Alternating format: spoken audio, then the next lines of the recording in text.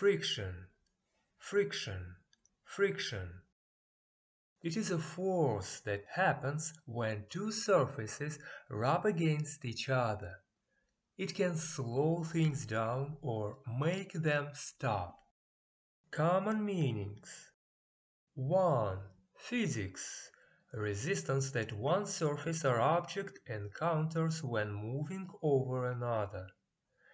Examples. When you slide a book across a table, friction slows it down. Rubbing your hands together to warm them up creates friction. Cars use friction from the brakes to stop. 2. Disagreement. Conflict or tension between people or groups.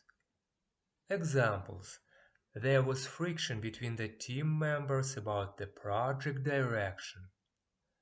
The friction between the two countries led to trade tensions. General usage. In physics and everyday life to describe the force resisting motion. To talk about disagreements or conflicts between people. Tips for remembering. Visualize. Picture how things slow down when they rub against each other. Connect. Think about situations where people don't get along. They rub each other the wrong way. Practice. Use it in sentences related to both physical movements and personal disagreements. Fun fact. Did you know that without friction walking would be impossible?